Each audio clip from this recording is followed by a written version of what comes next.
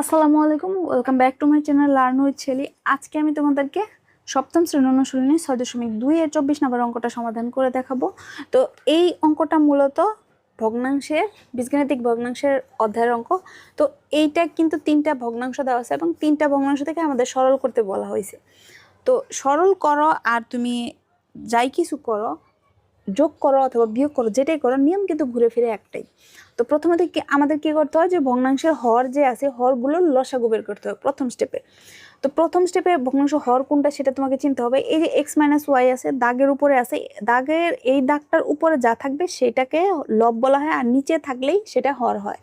অর্থাৎ আমি এখানে এক্স ওয়াই, তারপর ওয়াই জেড এবং জেড এক্স, এই তিনটার লসাগু বের করবো। এই তিনটার লসাগু কি হবে দেখো, এই তিনটা রাশি থেকে আমি কমনের একটা করে উৎপাদক নিব, আর আনকমনের সবগুলো নিব।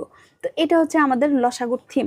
তো আমরা কমনের একটা এই কথাটা কোন জিনিসটা কমন, যেমন এখানে এক্স আছে, এখানে এক্স আছে, তো এক্স আর এক্স এই দুইটা প্রথম রাশি এবং তৃতীয় রাশিতে আছে, এখানে কিন্তু নাই।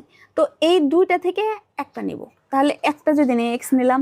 সেমভাবে ওয়াই এখানে আছে, ওয়াই এখানে আছে, তো দুইটা রাশিতে কমন আছে, আরেকটাতে নাই, কোনো সমস্যা নাই, দুইটা থাকলেও সমস্যা নাই, দুইটা কমনের একটা নিব, অর্থাৎ ওয়াই নিলাম। এবার জেড এখানে আছে, জেড এখানে আছে, মানে দুইটা জেড লেখা যাবে না, একটা জেড লিখতে হবে, কারণ দুই জায়গাতে দুইটা রাশিতে আছে।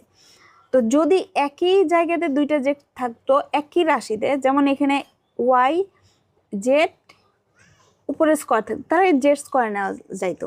তো এখানে ওই চিন্তা করার কোনো দরকারই নেই, এখানে যেহেতু জেড দুইটা আছে, দুইটা থেকে আমি একটা নিতাম, তাহলে একটা নিলাম। এবার আমাদের লসাগু বের করা শেষ।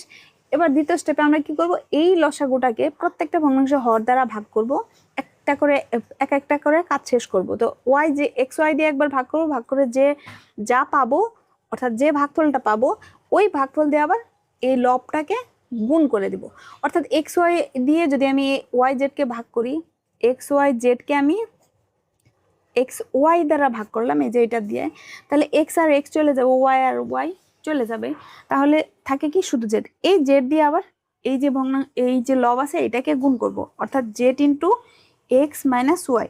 তো সামনে এখানে ইন্টু না দিলেও কোনো সমস্যা নাই, ইন্টু দিলেও হবে, না দিলেও কোনো সমস্যা নেই, না দিলেও বোঝা যাবে যে এখানে ইন্টু আছে।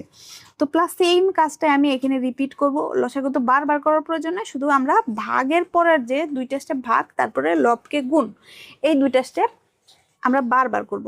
যে এই যে ওয়াই জেড দিয়ে এটাকে যদি ভাগ করি, ওয়াই জেড চলে যাবে, শুধু এক্স থাকবে, এক্স দিয়ে আবার এইটাকে গুণ, তাহলে এক্স দিয়ে এটাকে গুণ করলে ওয়াই মাইনাস জেড আসবে।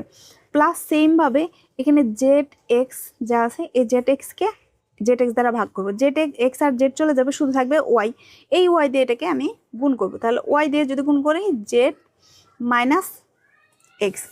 এবার হচ্ছে আমরা বীজগণিতের গুণ করব।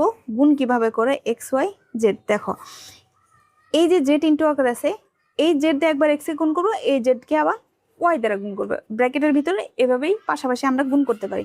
তাহলে জেডকে এক্সকে গুণ করলে এক্স জেড অথবা জেড এক্স, তুমি যেটা লিখতে পারো, কোনো সমস্যা নাই। যদি জেড এক্স একটা জায়গায় জেড এক্স লেখা থাকে, বাকি সব জায়গাতেই জেড এক্স লিখবা, তাহলে অঙ্ক করতে তোমাদের ভেজাল হবে না। তো জেড সেমভাবে জেড দিয়ে ওয়াই কে যে মাইনাস আছে, যেহেতু এর আগে কোনো চিহ্ন নাই, তার মানে আমাদেরও তো প্যারা নাই, মনে মনে প্লাস আছে, তো ও বুঝাই দিই, প্লাস আছে, এই প্লাসের সাথে মাইনাস দ্বারা গুণ করলে প্লাসে মাইনাসে কিন্তু মাইনাস হয়, অর্থাৎ জেড আর ওয়াই গুণ করলে ওয়াই জেড অথবা জেড ওয়াই। তাহলে ওয়াই জেড, এখানে ওয়াই জেড লেখা ছিল, আমি ওয়াই জেডই দিলাম, এমন না যে জেড ওয়াই দিলে তোমার অঙ্কটা ভুল হবে।